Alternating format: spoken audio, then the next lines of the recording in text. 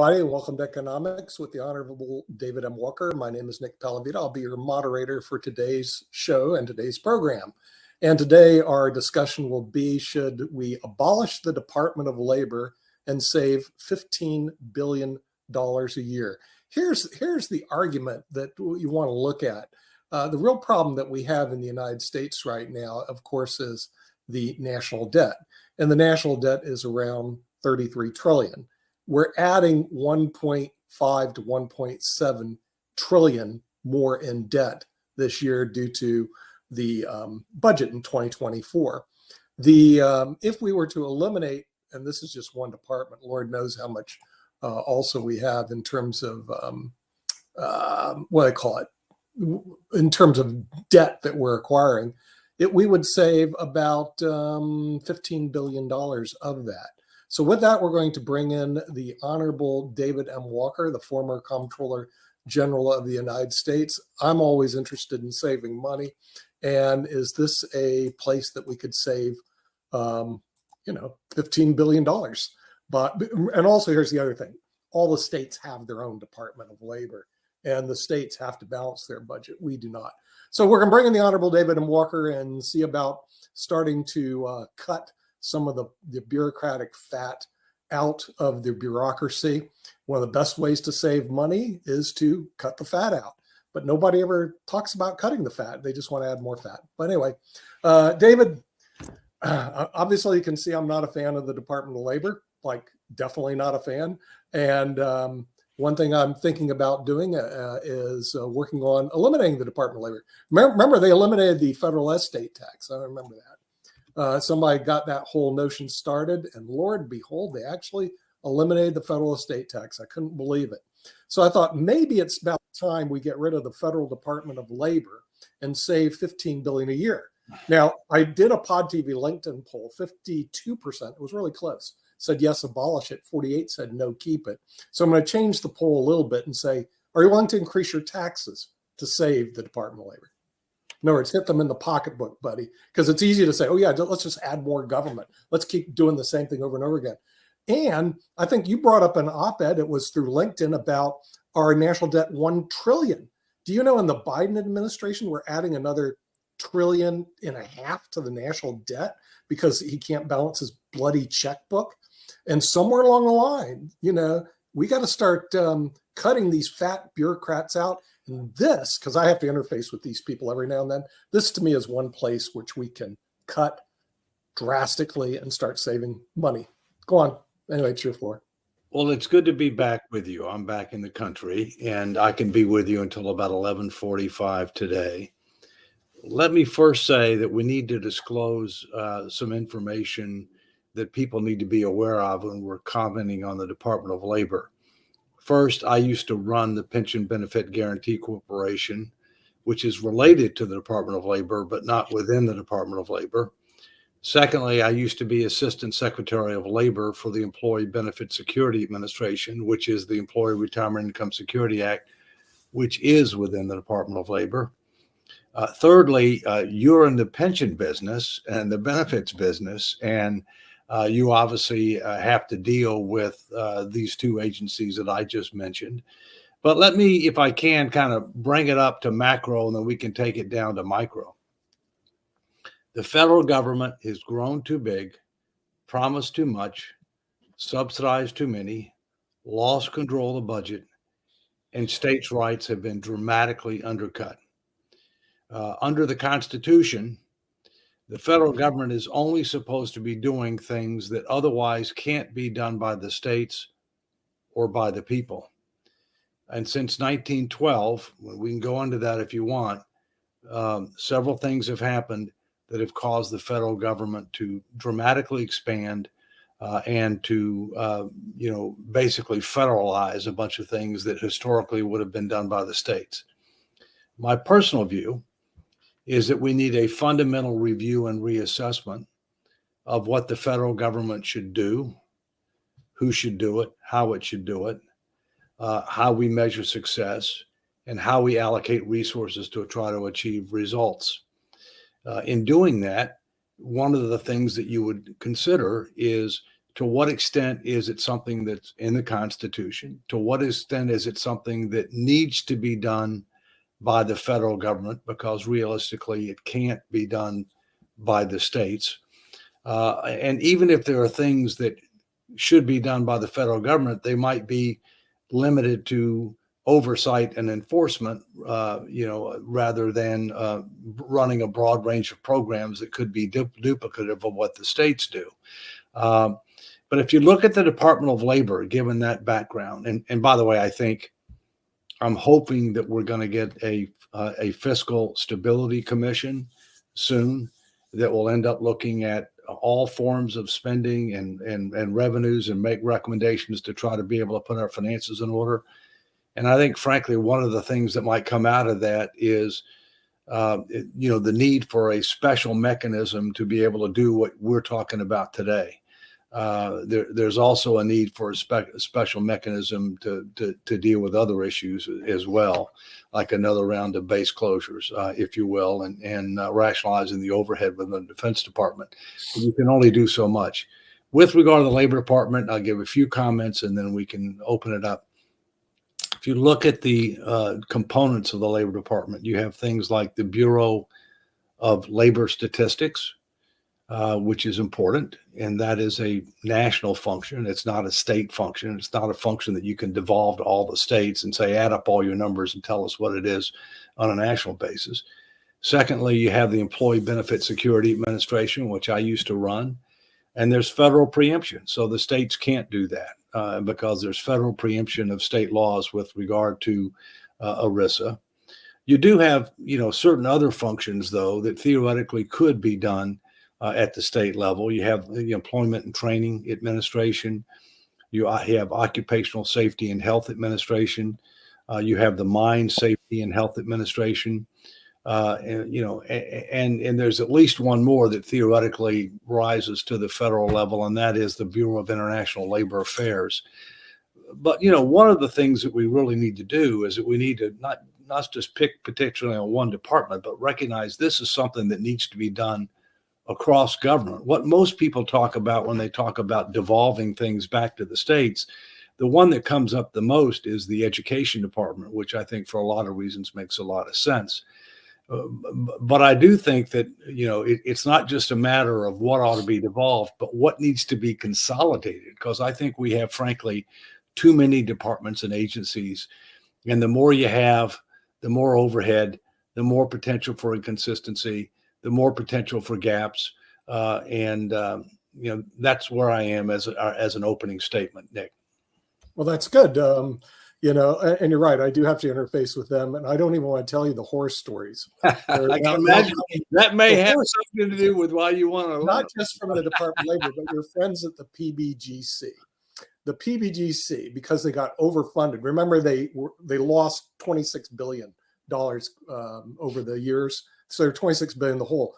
Biden gave them like $60 billion. And you know what they're doing? They're auditing two-person plans. And I know that because I've got a stack of audits that come in all the time. And I look at, well, how many people are in this plan? 2 people.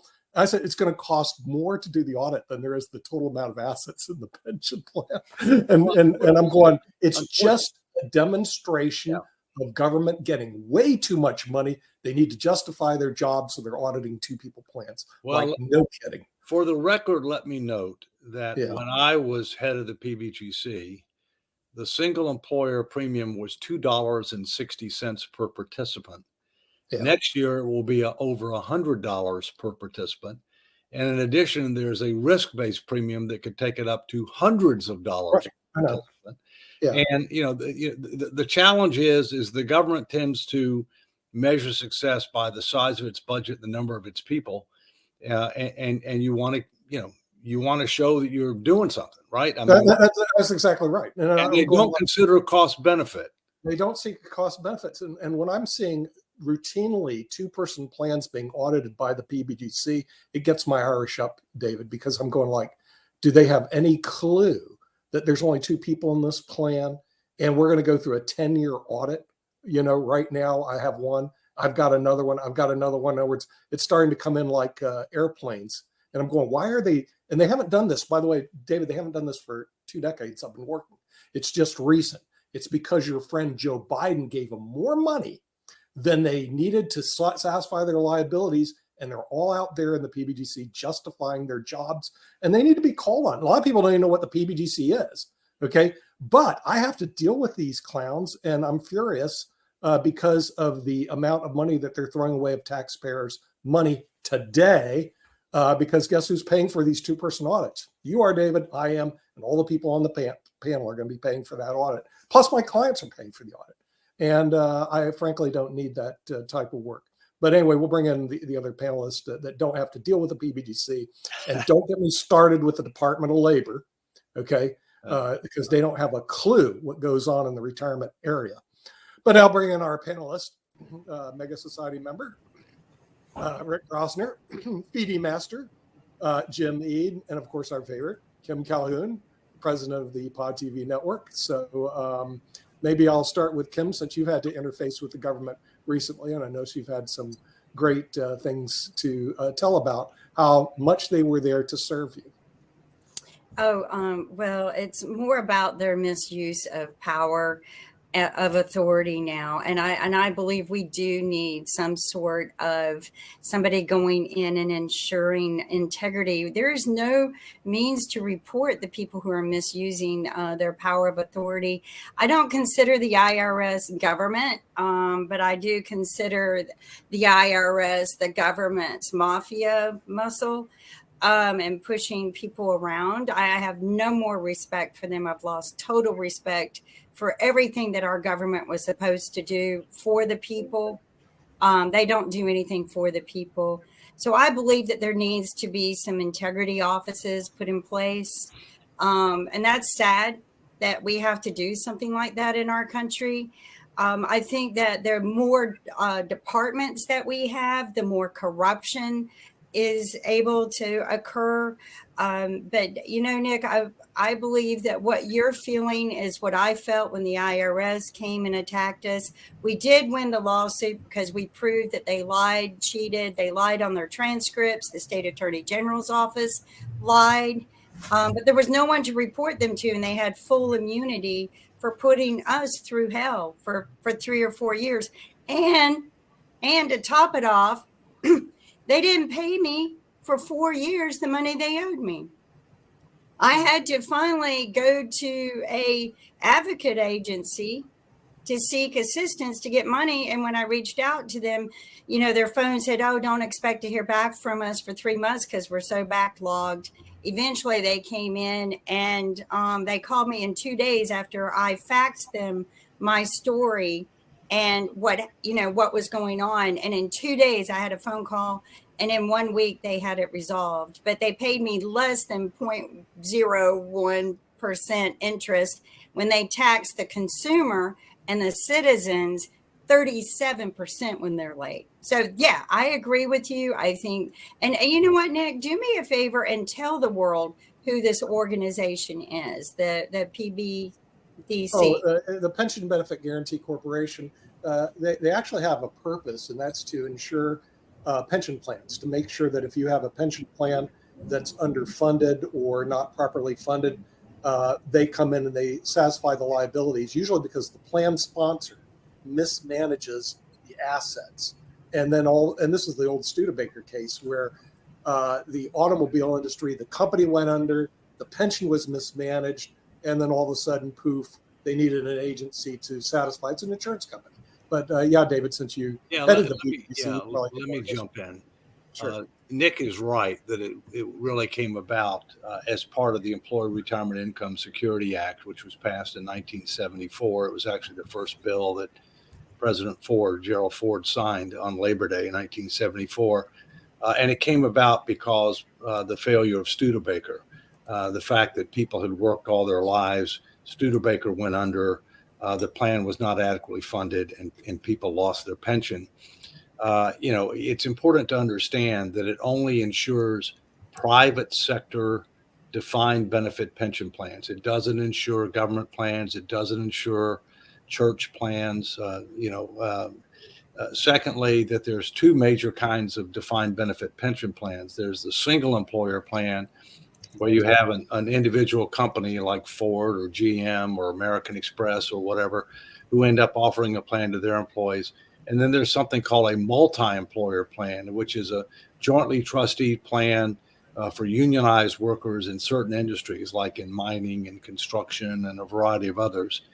In the first case, they insure those plans if they terminate, and if the plans are underfunded when they terminate.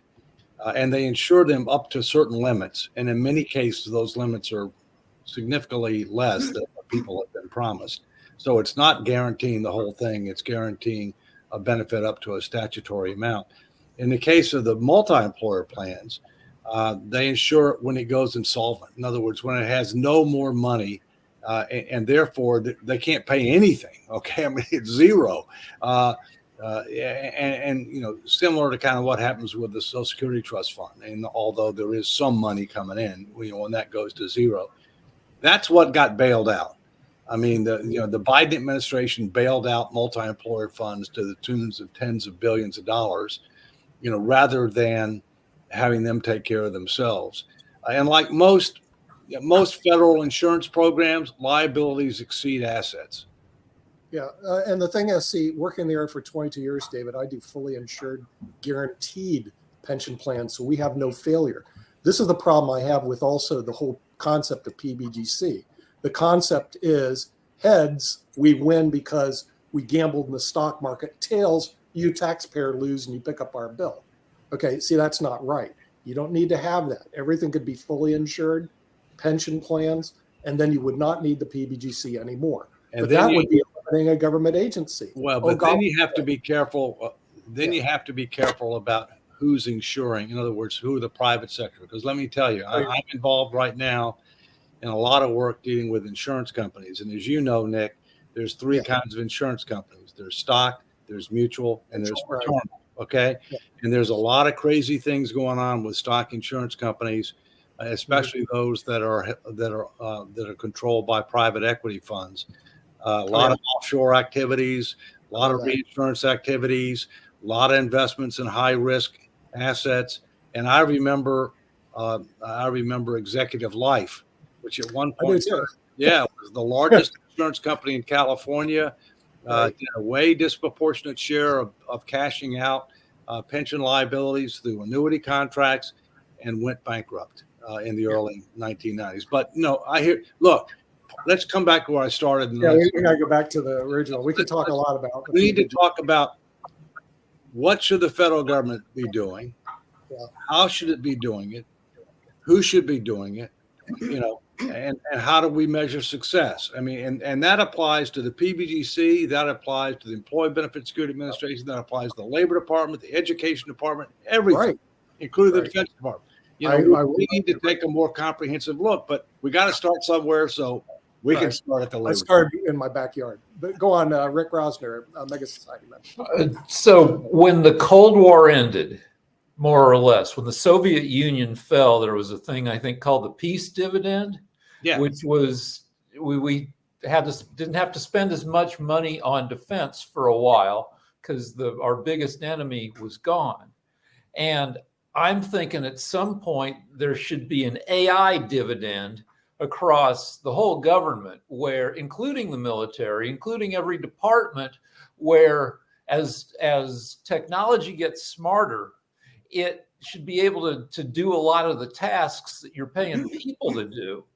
And, you know, like Kim, you had terrible experiences with the IRS. I've had better experiences with the IRS than you did, because the IRS is underfunded and broken. And my dad was a CPA for 60 years.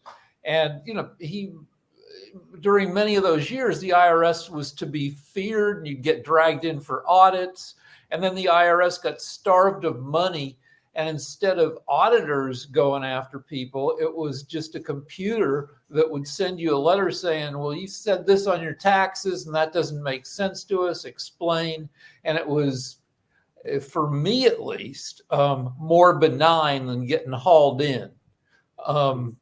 And I'm thinking automation. You're talking about two-person pension organizations getting audited, which seems expensive. And you talked about how the cost of administration has gone way up. But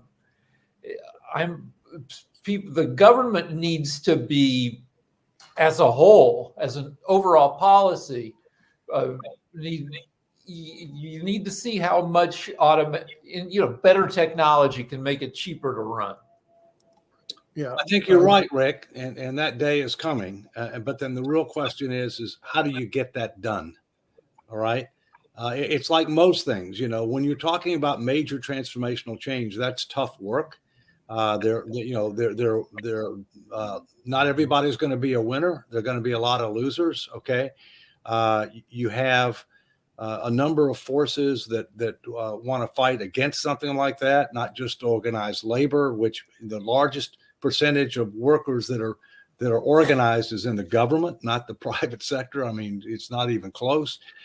In addition to that, you have members of Congress that are concerned about their constituents, who might be government workers.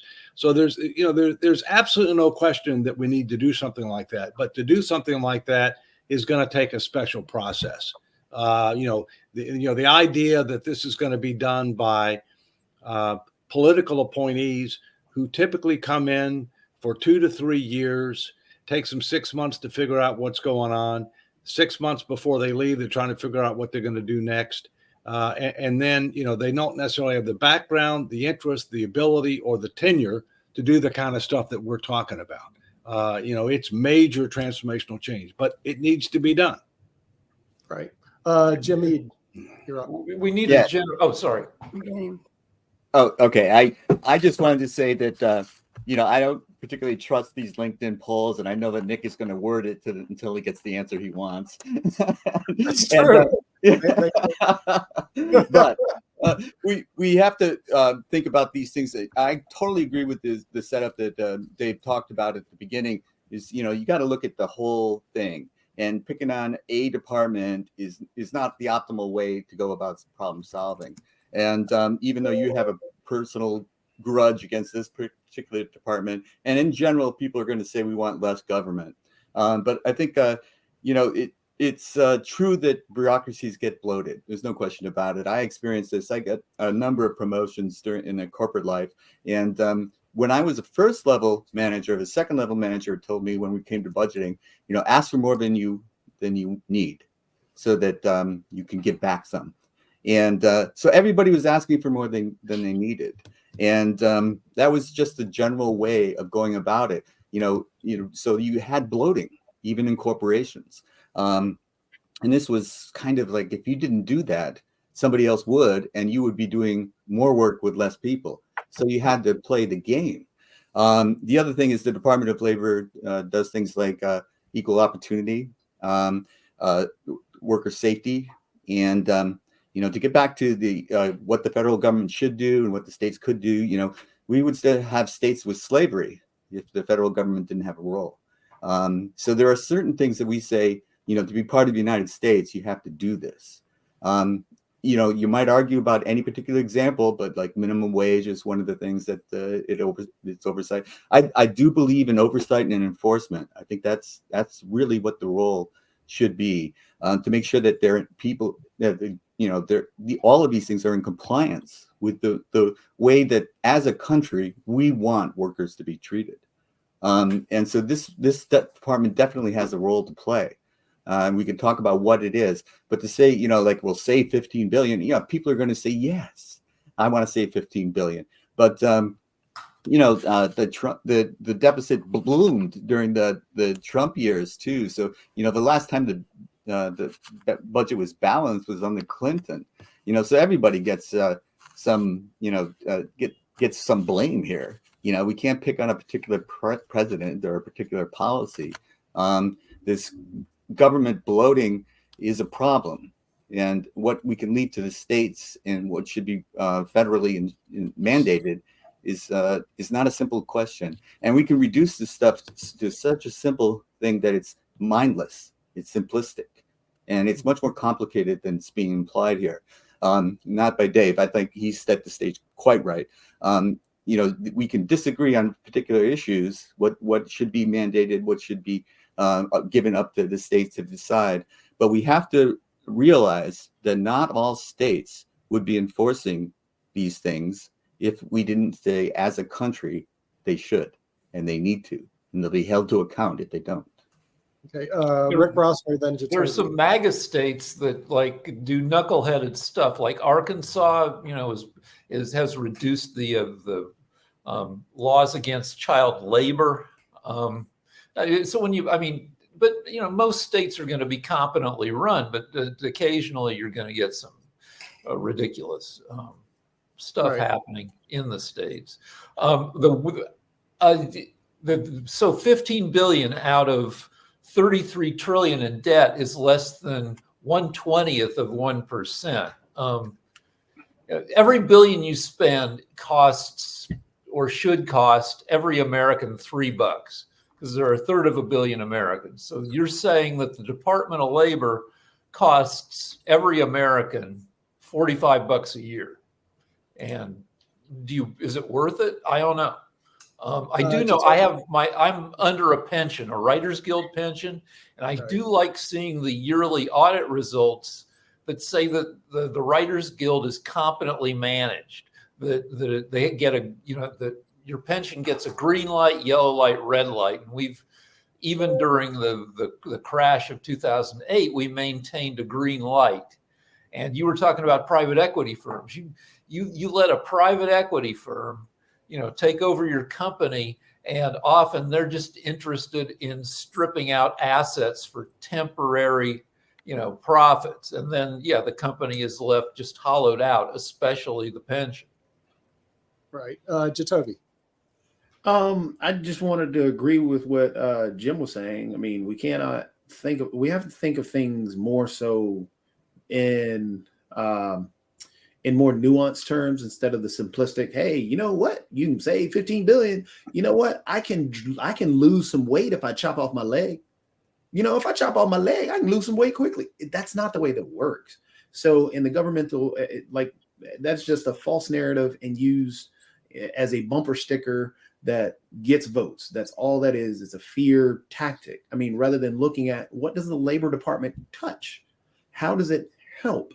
What are ways that we can trim it truly? And what are the things that we trim? What is that going to affect? And for example, the IRS, we had brought that up earlier.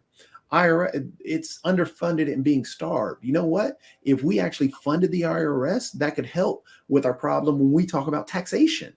And when we talk about the progressive tax rate, well, we're not bringing in that many taxes. Well, when you starve it to a point where those in IRS can only actually do the very simplistic IRS one or the IRS auditing, it's easy for them to do the smaller ones. But when you have a person who has multiple businesses in multiple areas, it's going to take a lot of time, and it's going to need more automation. It's going to need more things. So what are all these things that are touched when you cut these departments? Because they had who was it, the CBO score, how right now the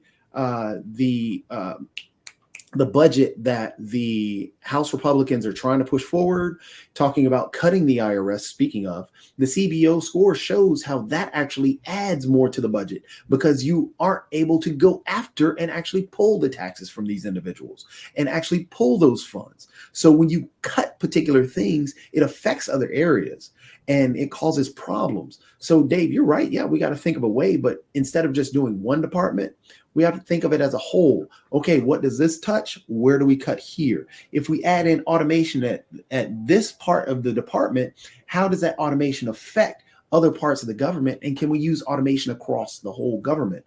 So it's a bigger project than just let's cut this and we're done. It doesn't work that way. Yeah. It needs to be comprehensive. It needs to be integrated. It needs to be based upon a set of criteria that are clearly defined, consistently applied, well documented, and equally implemented. Back when Reagan was president, and my first presidential appointment was from Reagan. And by the way, it was as Assistant Secretary of Labor for EBSA. That was my first one. I've had three. Back then he had something called the Grace Commission. And the Grace Commission was named after William R. Grace. which came in and took a look at the organization and operations of government and made a number of recommendations about how to improve economy, efficiency, effectiveness, accountability. A number of the recommendations were adopted. Most of them were not adopted, but it also didn't have the kind of approach that the base closure or the BRAC commissions have, where you come up with recommendations, it's an up or down vote, okay? You don't cherry pick. I think it's time that we recognize that we need to do something similar with regard to the organization and operations of government. Probably after we end up doing, hopefully, a fiscal stability commission that will look at things like mandatory spending, discretionary spending, taxes, and how can we end up getting our debt to GDP macro down to a reasonable and sustainable level. We got to do that first, because most of the drivers have to do with spending and tax policy. And then what we're talking about is, once you decide what the federal government's going to do, how do you do it more economically, more efficiently, more effectively, more consistently, if you will? I have a plan to save NASA millions of dollars based on what Toby said, that he'd way less if he cut off his leg. I suggest we use half-astronauts, people who lost both legs in war. You don't need legs in zero G, so we should use half-astronauts, legless astronauts. They'd cost, an astronaut weighs 100 pounds, is a lot cheaper to send into orbit.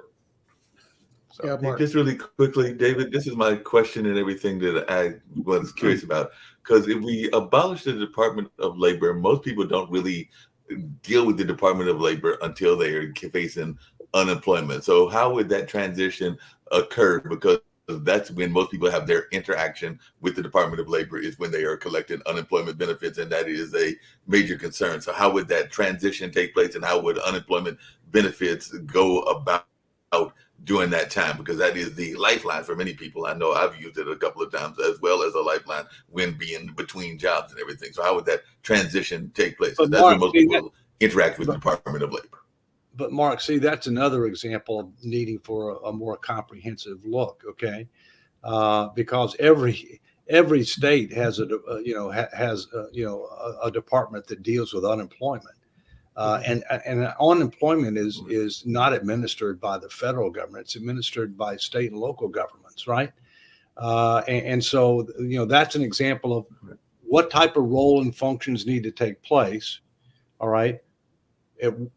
To the extent that government needs to do something, at what level of government needs to do it, okay?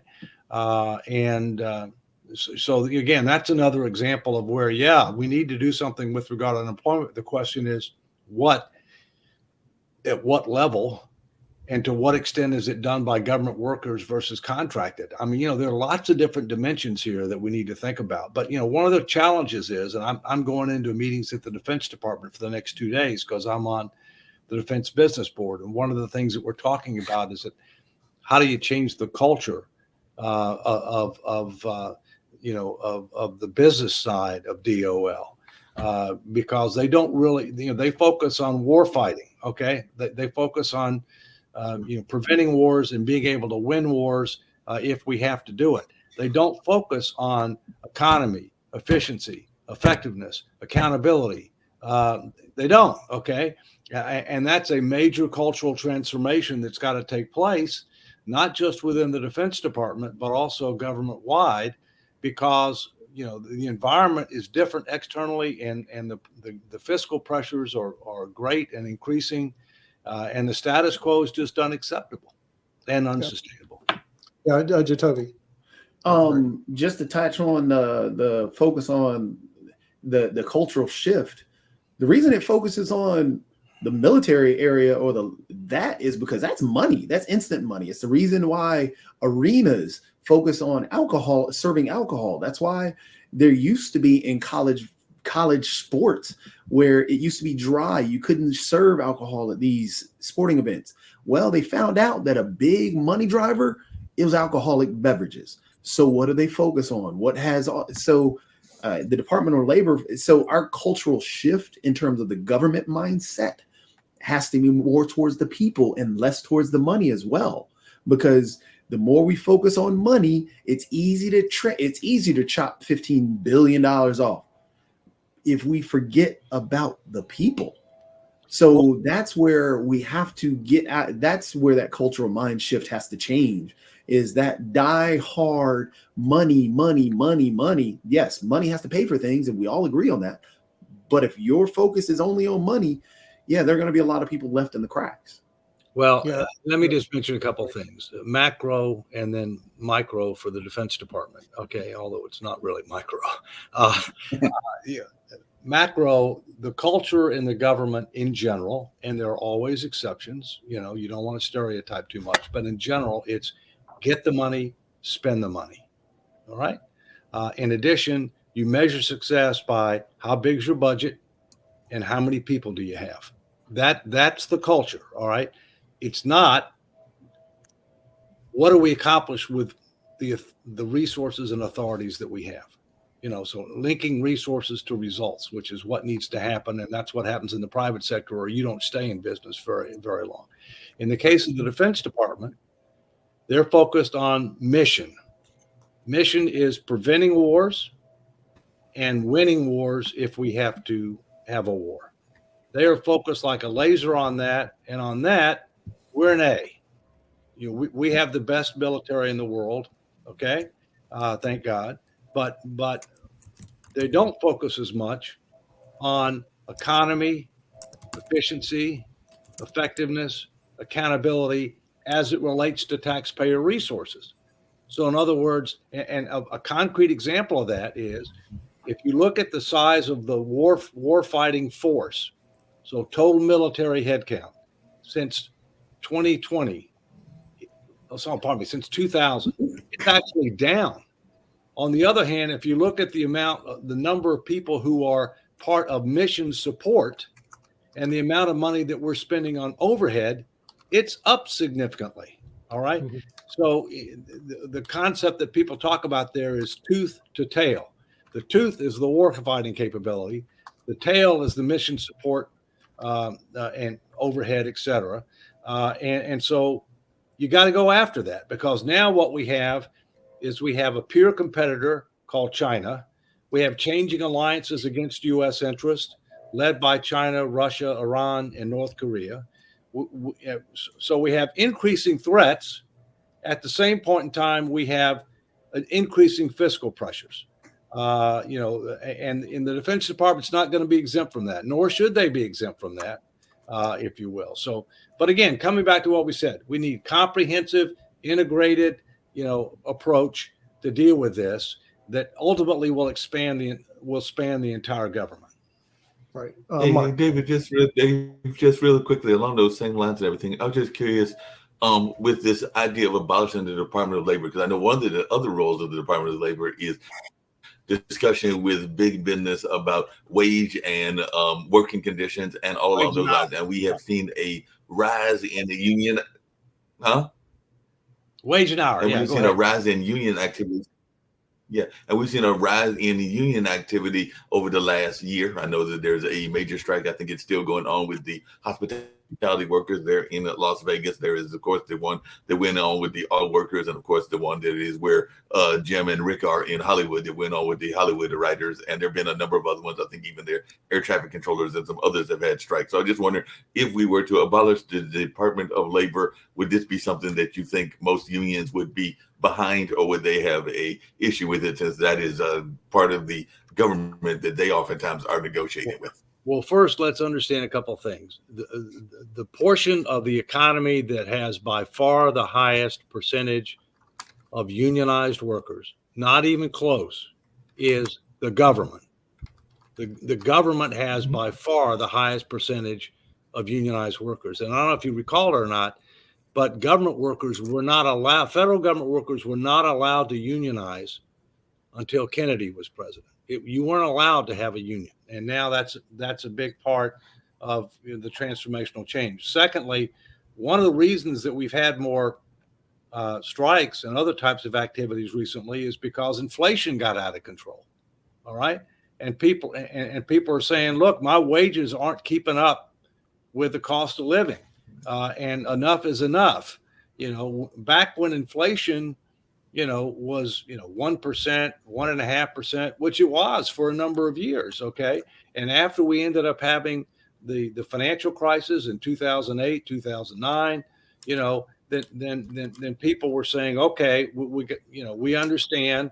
But once inflation started getting out of control, then people said, look, we already gave. You need to give something to us. Now, one of the concerns that I have is, well, you can have wage-driven inflation too, right? So we got to make sure that people are treated fairly, but you can't get out of control, because if it gets out of control, then you're going to end up stoking more inflation. Okay, if that ends up being the case. So, look, I come back to what I said. I think we have to analyze what needs to be done. And clearly there are some things that the Department of Labor does that need to be done at the federal level. Okay? What needs to be done? But there are other things that could be done at lower levels of government. And I think that's why I'm saying we need to kind of take a more comprehensive assessment. And for the record, I'm not for abolishing the Department of Labor, but I am for subjecting the Department of Labor to a fundamental review and reassessment, as well as every other major departments and agencies, in light of where we are, where we're headed, and what makes sense for the future. Yeah, Rick. So we need to get the money out of electoral politics so that people with expertise want to run for office. Right now, half of the job, maybe more than half, is of the job of a congressperson is raising money, and just cold calling people and begging for money for their next election. And the kind of people who will tolerate that as being their job often aren't the best people. Today, Marjorie Taylor Greene is holding hearings into the COVID vaccine. Marjorie Taylor Greene is not a person with expertise. And I mean, we'll have a generational change. Everybody under 30 now knows how to code, which means that there's a 73-year-old congressman who's sending himself back to college to learn what AI actually means.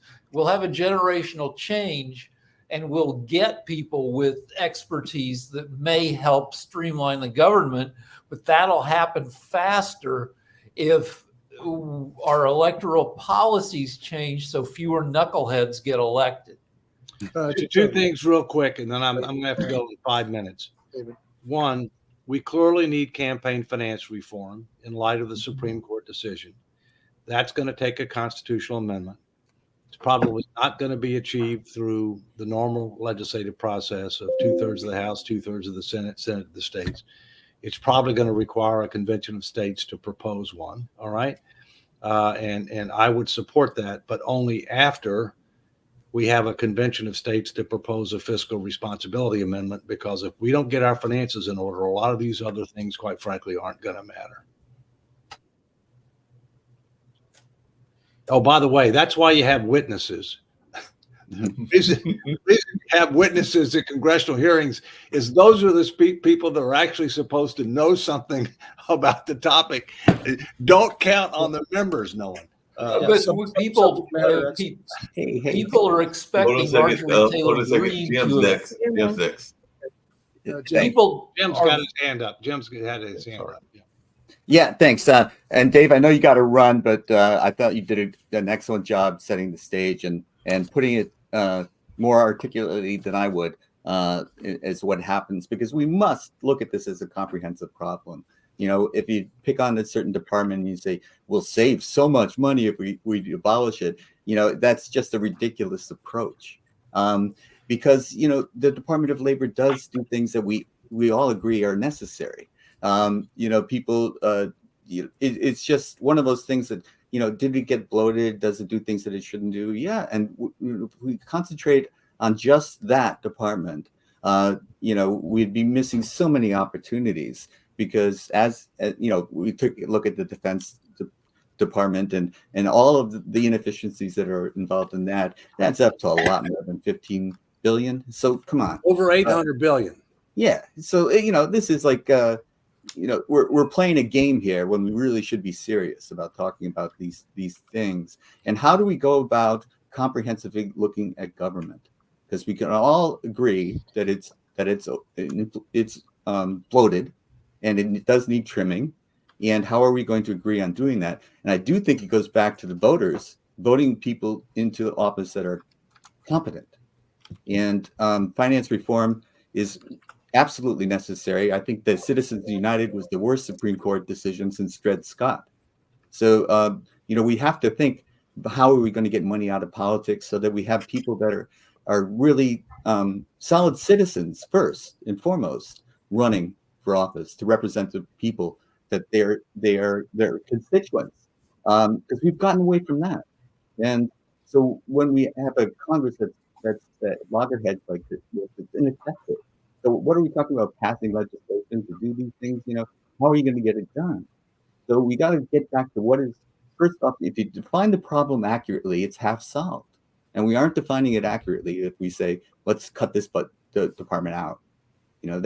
That's not looking at the real. Yeah, Jim, I'm going to have to go, but let me just come back a couple of things. One, Sure. Let's take the broader fiscal challenge, which we've talked about before. And I have a little bit of cautious optimism that something may end up happening that I've been fighting for years. One, the need for a statutory fiscal stability commission to be able to engage the American people, the facts, the truth, the tough choices, make a package of recommendations where everything's on the table. Not everything's equal, but everything's on the table, up or down vote.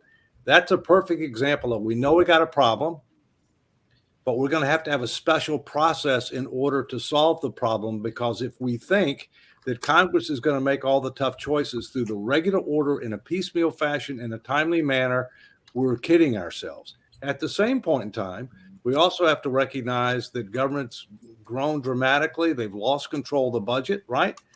Statutory approaches like the debt ceiling and other kinds of approaches have failed. One Congress can't bind the next Congress, and so therefore you need a constitutional amendment. That's the only thing that can bind current and future Congresses. Right? Same thing for the issue we're talking about here. We know a lot needs to be done, but it's going to take a special process to get it done because of all the reasons that we've talked about and many more, and its day will come. So I got to go. You guys close it out. I'm glad to be back with you. And Welcome home. Take care. Thank you. Be good. Glad to have you back. Now he's gone, so we can do our food fight then. Voice of reason, very voice of reason. David's just the voice of reason. So Jatovi, the other voice, can hear. You took a shot at you. Yes. Just to get back to the political or the money out of politics, that's going to be impossible until we do anything to where we cap what people can fundraise to, until we cap what people can fundraise and spend. For example, political ads going into 2024 are supposed to break $12 billion. Whoa. Do you know that we could spend that money elsewhere? So imagine if we had a cap on the amount of money that people could raise. So instead of we bragging about how Trump this month raised $100 million, well, what if he had a cap? And what if we could judge our elected officials based on how well they spend the money that they are raised to on that cap? Think about how they would then budget.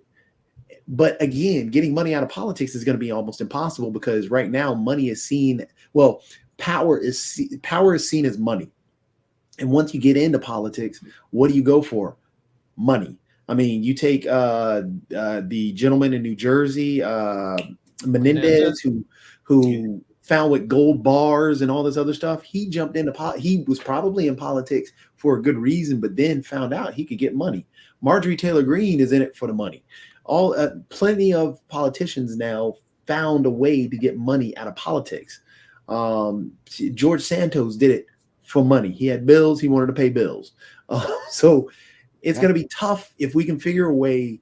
If you want to solve that, that could actually be the start to changing the mindset in politics. If we want to stay on that topic that we are, rather than getting into the food fight, we can. I mean, Toby, I bring a buffet. Toby, how are we going to get money out of No, politics when? I Go wanna I ahead. think add Jim to was it. next, by the way. All right, Kim. Jatovi, I think you got a point there to cap the political campaign funds, but better yet, they can't and are not allowed to raise money. They have to utilize a system, because today everything is Zoom and information based through some sort of online services or OTT platform. So I think somewhere there needs to be one platform. All of the politicians go there. They tell the story, what they want to do. No mudslinging, no pointing fingers, no fear factor. It's all my story, and this is what I will do for you, kind of like the Voice, right? And then people can go and look at them and watch them. Maybe define some debates for people to engage in, especially the higher offices.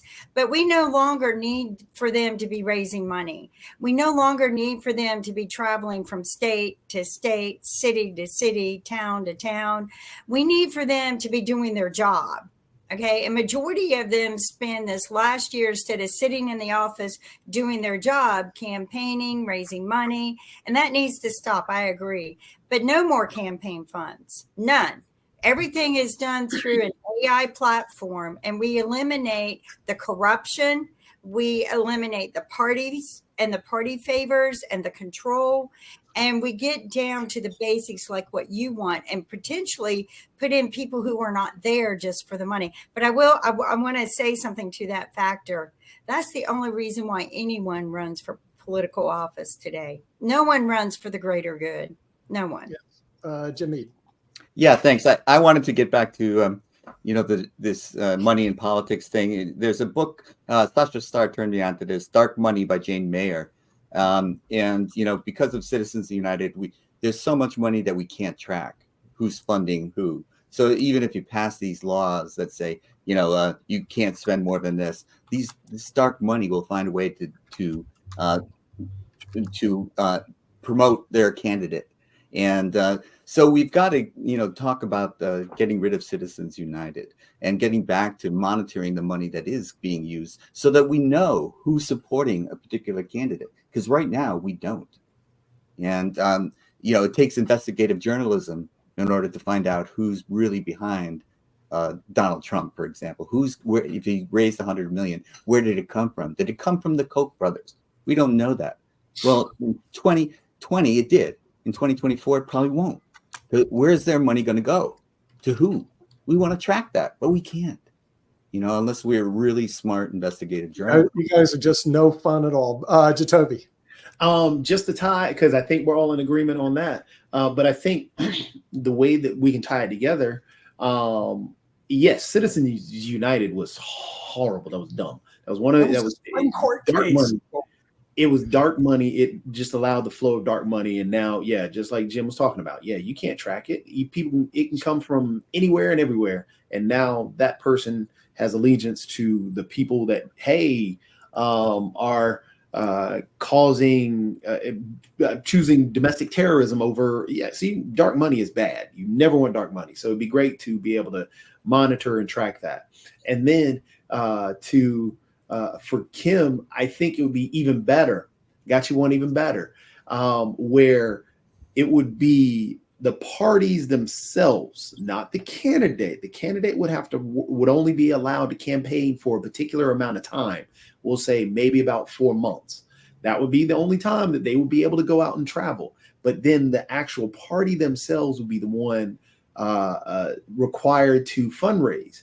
And then based on that amount, the amount of money that they have, they are capped at a particular amount for those 4 months. But then on top of that, the money that is not spent goes to a charity voted on by those who actually donated.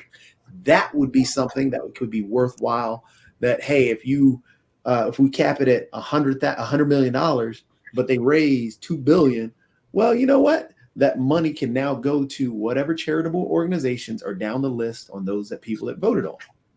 I might Rick. be wrong. I often am, but I think in France, candidates are only allowed to campaign for during the 6 weeks before the election. You're right. There you go. Yeah, I think you're right Mark. there and everything. Yeah, just really quickly, since you want a little bit of food fight and everything, I'll throw some food into the matter and everything in the last 5 minutes. What about the notion of two of the biggest lobbies probably coming from the Middle East, and should we eliminate their money? Because I'm thinking that both Qatar and Israel are putting a lot of money into various candidates and all along those lines. So should we eliminate foreign money and all in that space because they have a vested interest in certain things going on and everything? So are we going to eliminate that as well? To throw the food back, yes, I would say that yes, all campaign donations should come from within be it a state election, should come from within that state. If it is a national election, should come from the nation. Foreign money should go to donations towards charitable groups and not towards the actual political action committees. Or to universities. Foreign money should go to the universities and our education system because we educate most of them for free. So, I mean, don't get me wrong, they do educate us for free if you go to Germany and other places. Pay for our students. Yeah, just to let you know, because it was many years ago, and you know this woman that I'm going to mention everything. There have been a few candidates, namely my mom, that ran for office with a sense of integrity and not necessarily trying to get the money and all along those lines when she ran for Secretary of State. Unfortunately, the woman that she lost to, has actually been in office forever because Elaine Marshall has had that job ever since she defeated Mom and then defeated Richard Petty as well. So I think she's had it for about 20 or 25 years. Sounds like you have a grudge. We started the show with a grudge. Yeah. We did start the show with a grudge. Just slightly. Dust it off. Dust off that chip on the shoulder, We're going to boys. put another fact out there and that you all like. Here it is. In 1913 and before that, there was no Department of Labor in the U.S. And we did just fine without it. Now, it was the Department of Commerce and Labor. I disagree. So they pushed it down. We did okays. We know the United States. This is why people hate lawyers. Are we starting to make the Ford Model T again? Hold on a second. No, that debate is far positive. Everything was great before 1913. To Toby and Jim, this is for both of you as we're winding down and everything. But if we have this idea of a vote of the people, and I like this idea of a vote of the people, kind of like the voice, as Kim just put it, how are we going to eliminate, because y'all are much more knowledgeable in this lane, particularly you, Jacoby, than I am, the notion of people cheating? Because we do know that if you have folks making a call and everything, how are they not going to call 100 times in order to get their vote out there 100 times if they are, say, supporting Trump and everything? So any ideas that you've got if we're going to have electoral elections that are done the way of the telephone poll or the voice method?